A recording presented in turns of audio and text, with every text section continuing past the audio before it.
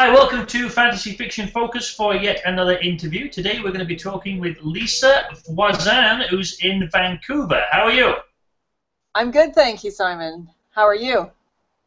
Not too bad, thank you. Not too bad. Now, we're going to be interviewing you today about your wonderful book, well, books, I suppose. Now, these are paranormal romance for young adults. Can you tell us a bit about this as a genre, I guess? Yeah, the paranormal romance was was a pretty popular genre, and it is a pretty popular genre, and it basically deals with anything that's outside of the normal world, outside of our normal reality. So it's a very broad spectrum from fairies and elves and werewolves and vampires being the most common, to angels and witches and supernatural experiences of any kind. And So, this is the first book. The first book, I believe, is called The Watcher. It came out a couple of years ago, I guess. So what's the? Can you tell us a bit about that? About The Watcher? sure. The Watcher is about it's about a 17-year-old girl who meets a boy with the soul of an angel, who was her lover in a past life. So it's a romance, but it's a reconnection romance where they have a connection that goes deep as the soul, and she finds out more about her past life and about the tragedy that happened, and is trying not to repeat that tragedy from happening again. So they knew each other in a previous existence. Yeah, pretty much. He was an angel, and he fell from heaven for her. And then things went really bad, and now that they've met again, he's on his way back to his ascension, and now that they've reconnected, he's has to face her as part of his ascension, and they fall in love again, and disaster is about to strike again. So. Good heavens! Well, where was the inspiration for this? Is this something you've always been interested in? This sort of story? Yeah, to an extent. I mean, I've always been interested in paranormal things, outside of the normal. I mean, when I was a teenager, I read tarot cards, and I found that I had this inspiration for a story about a boy who woke up one day to find out that he was an angel, and that he was called, and I couldn't tell the story from his perspective. It just didn't fit. It wouldn't come together, and it wasn't until I realized that it had to be it was a love story, and that it was told from the perspective of the girl who loved him, that I started to put the pieces together, and the story started to come into form. Now, is this a relatively popular genre at the moment? It's reasonably popular. It's popular online. It's fading a little bit, like the popularity of angels. I find that angel stories, they come and go. They have a different arc. Like, for a while there, they were getting lumped in with vampires, and they were getting lumped in there with all things paranormal. And yet there is a kind of it has its ebbs and flows. It was really popular about the year before, or the year my book came out. It was pretty popular, and then it started to be replaced by dystopian fiction, and now it's realistic fiction, and now they're trying to figure out what's going to be next, whether it's going to be fantasy, because like the fashion, like high fashion decides what people are going to wear 2-3 years before they wear it. Books are the same. So the trend now for writing is ahead of, they don't know what the next big thing's going to be. They're still trying to figure it out. But I think that it's still popular. There's still a following, and I have a following, and I find that the story of angels is interesting to people, but it goes between being really, really really popular, and then it goes to being more like fantasy. Fantasy has its own following, and then fantasy can get really popular. And then it goes back down again. So it ebbs and flows. That's a long answer. Okay. So now this came out 2013, a couple of years ago. So how long were you working on the book for? How long did it take you to complete the first one? It was my first book, so it took me about. I wrote my first draft in 3 months. It was 3 very intense months. And then I spent 2-3 years working it through, perfecting it, learning more about the craft, learning more about stories. And I think I finished writing it in 2000. I wrote it in 2009, and it finally got published in 2013. So.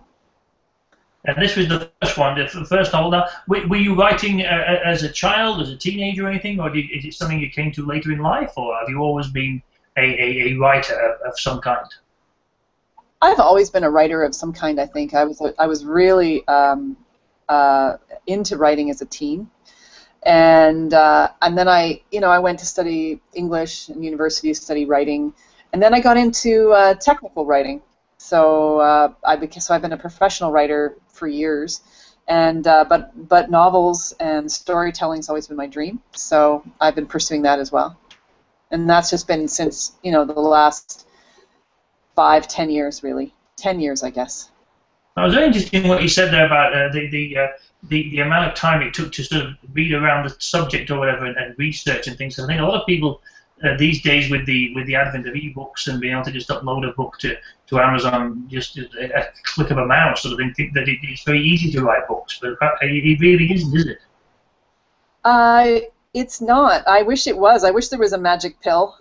Just like I wish there was a magic pill for losing 20 pounds, but everything that's worthwhile, I think, it takes effort, and it is a lot of work to write a book, and it's a constant learning curve. You're always learning something new. Now, you've got this one came out in 2013, of course. Now, there's a new one. The title is, I have it on here, The Angel Killer, which sounds very dramatic. This came out just now. This is a sequel, or the same characters, or what's the connection with the first one? This is a sequel to the Watcher. It's the second book in the Watcher saga. There will be 3 in total. This one just basically takes place about a couple of weeks after the Watcher ends, and it takes us more into Michael's world, into the world of the angels, and Mia begins to find out more about her purpose, and she's very, in the first book she's very young, she's very new, she's new to all of this, and in the second book she really steps up. She has to step up and grow up because she's taking on a lot more responsibility, and she's learning a lot more about what the world's about. So. And this is already out. When did it come out? The second one.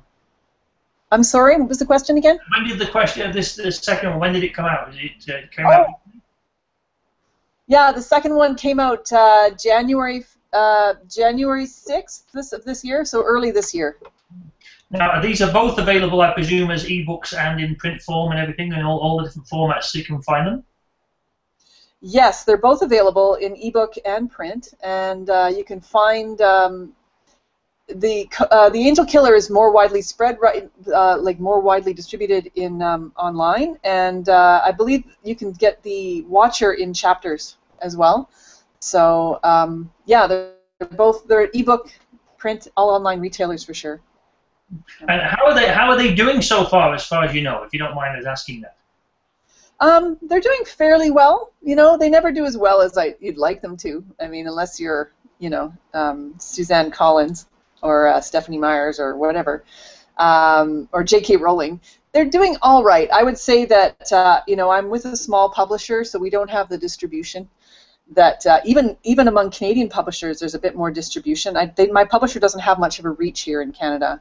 So it's a lot of they're small enough that I have to do a lot of work myself. Well, I think that's quite normal now, especially in terms of the marketing and things. I was going to get to that later, but we can actually mention that now. What sort of marketing have you been doing to get the book out there into people's minds and in the marketplace? Well, I've done a fair bit of a lot of online marketing, a lot of blog tours, speaking at conferences, and getting out and meeting people. I work with young adults. I write. I run a writing group for young adults. So I'm always just trying to get out there in the community and get out there to the bookstores. And and at this, yeah, mostly it's an online. My publishers, they focus on online. So there's the blog tour, there's the even the Amazon marketing itself, trying to do online giveaways, stuff like that. Yeah, I think it's important now. I think it's so the authors have to do so much of that themselves these days, right? It's true. A lot of authors have to do that. I mean, whenever I hear an author say, "Oh, well, I'll just get a big publisher and they'll look after that for me," I always I think they're in for a little bit of a disappointment, because I find that even people with the large publishing houses aren't getting the publicity that they used to get. Things are slowing down, from what I'm hearing, anyway. So. All down to budgets and things, I suppose, and this is the way things are these days. Now, you mentioned the blog tours there. Now, I'm sort of aware of what a blog tour is, but perhaps could you explain what a blog tour is, and does it work?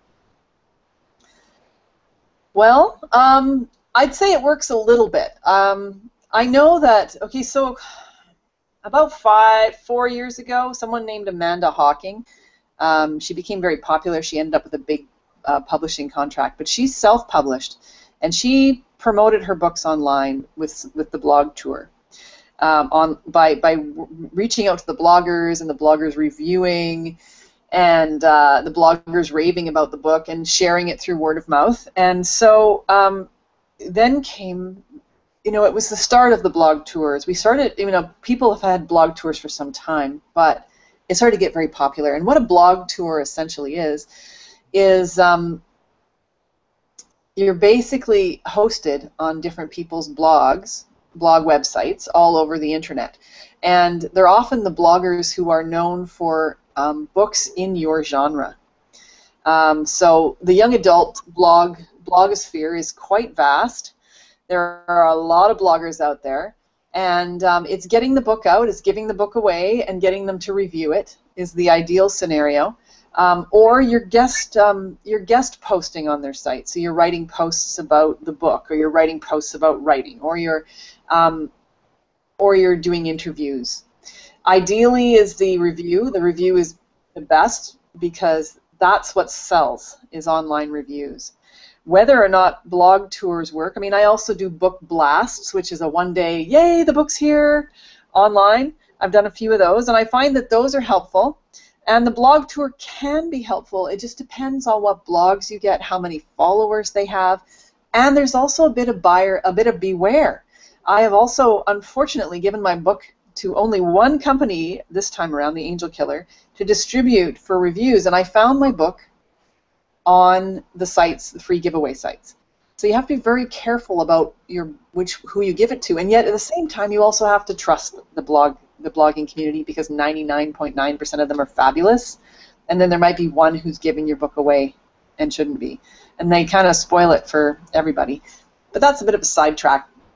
At the same time, do blog tours work? Yes, to an extent, but they don't produce the same sales results that they did 5 or 6 years ago, unless you're a big name, unless you're already known. And they don't produce the same sales results as for, like, let's say a self-published person. A self-published person can go through Amazon and put their book up for free and go through BookBub if they manage to get in and promote it, and they can get more downloads and more attention than a blog tour can ever get. It's just, so everybody in the small indie publishing world or self-publishing world is trying these methods.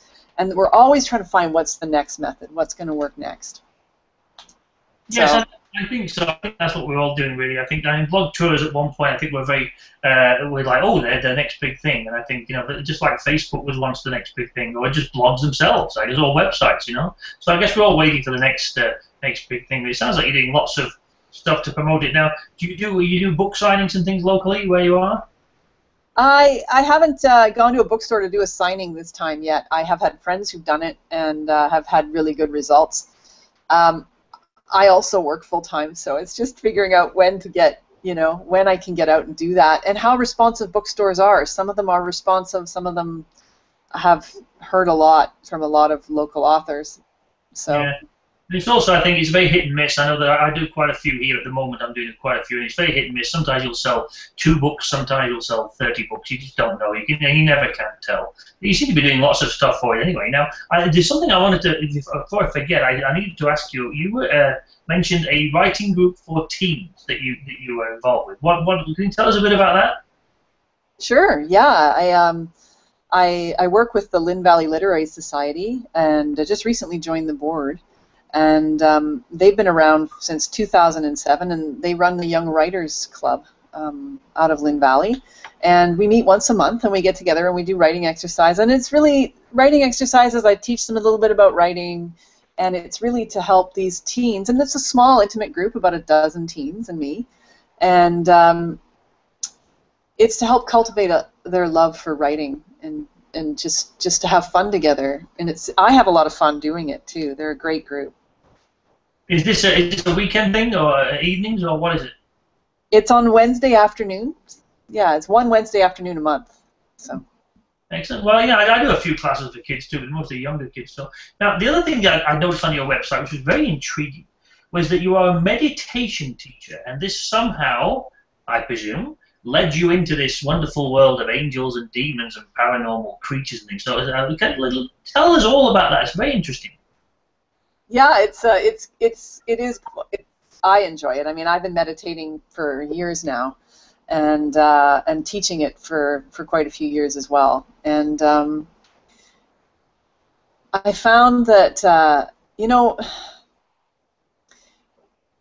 when people meditate, we open ourselves up to our inner spirit, ourselves, and when we begin to realize that we're all connected, and we begin to realize that the world is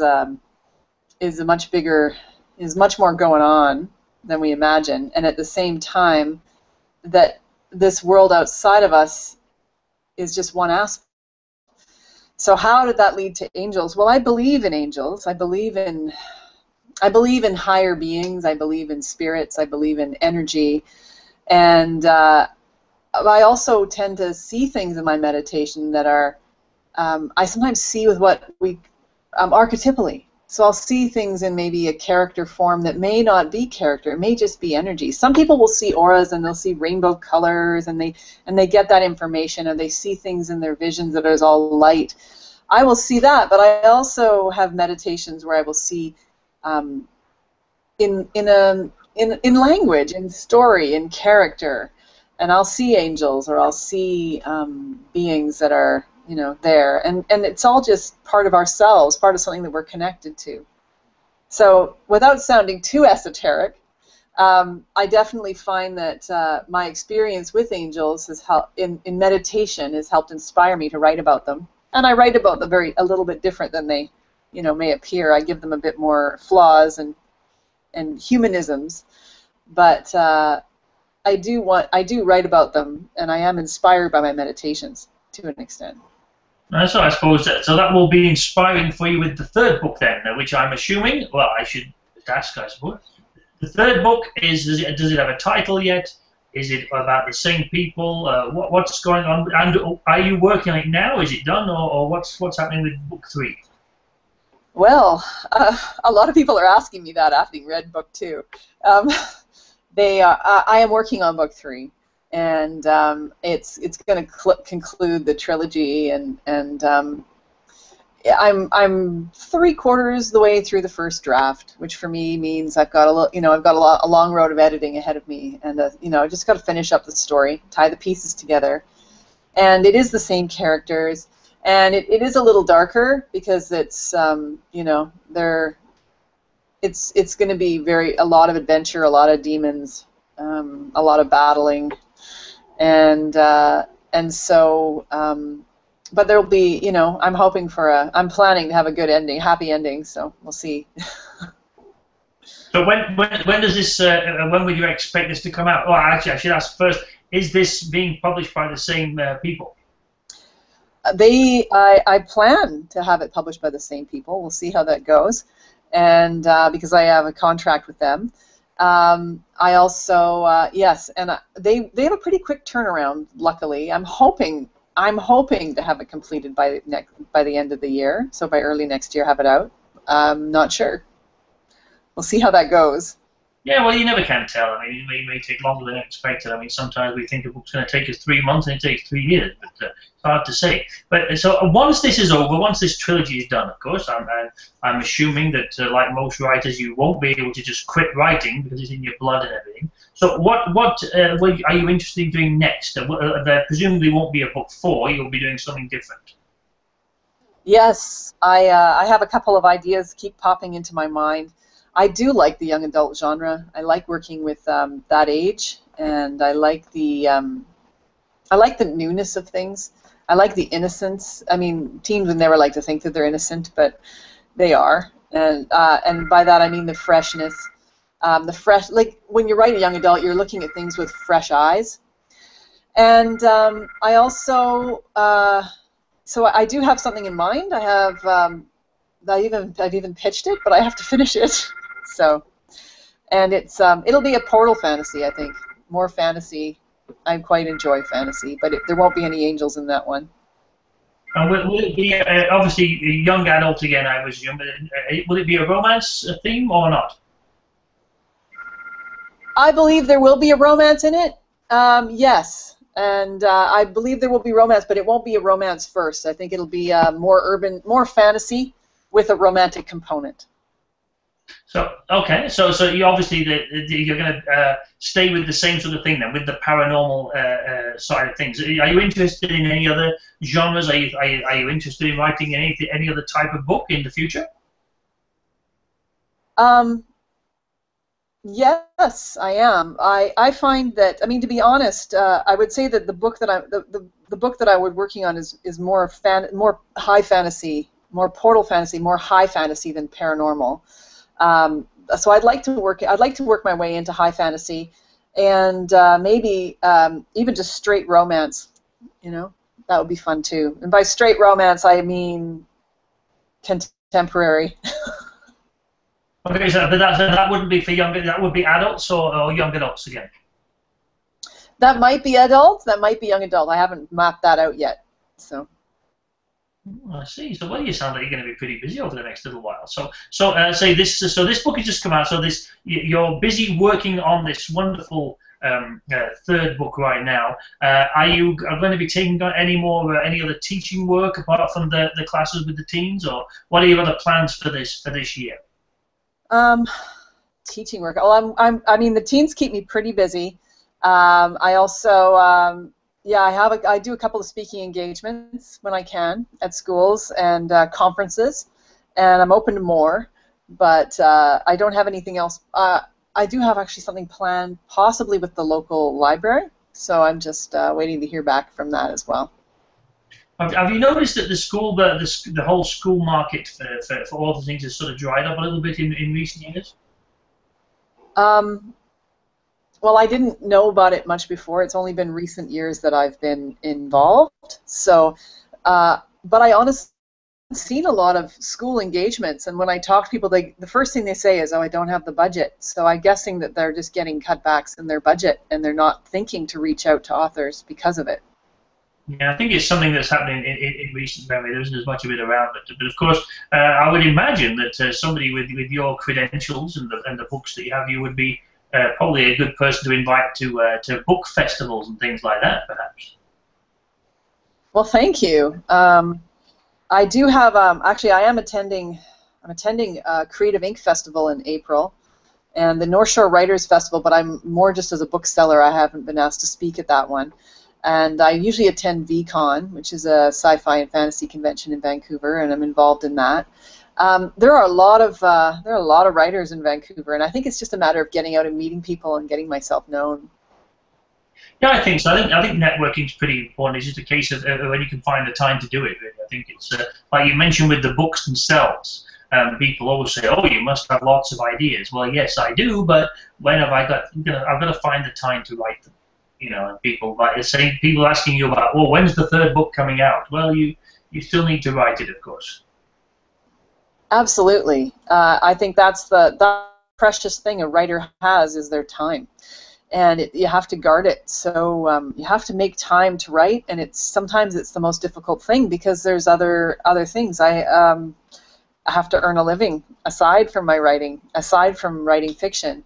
I have to get out and meet people. I have to market my book. I have to do so many things that are required for my writing, and yet at the same time, I want to be doing all that, but I also have to pay the rent, pay the bills. Yeah, absolutely. Well, it sounds like you're doing lots of things that you need to do to get these books out there. It sounds like you're actually enjoying it as well. So it's been great having you on here today. I should just remind our viewers here that Lisa's book is The Watcher and The Angel Killer. They're both available, like you said, everywhere, right? There's Amazon, everywhere. Chapters, the whole thing. People can get them everywhere. Well, they should be able to get The Watcher on Chapter. I'm still trying to get distribution in Chapters. And Amazon is your best bet, of course, for everybody. And Kobo, The Angel Killer, is available on Kobo. And there's a whole bunch of online retailers I know as well, but the Book Depository, it's available around the world. So. And if people want to find out more about you, apart from this wonderful interview here, you have a website, of course, I would imagine, and Twitter and Facebook and all the other good things. I'm everywhere. Well, then people have no excuse. They will be able to find you everywhere. So once again, Lisa, thank you very much for being with us, and we wish you all the best for success with your books in the future. Thank you so much, Simon, and thanks for having me on the show today. It's great talking to you.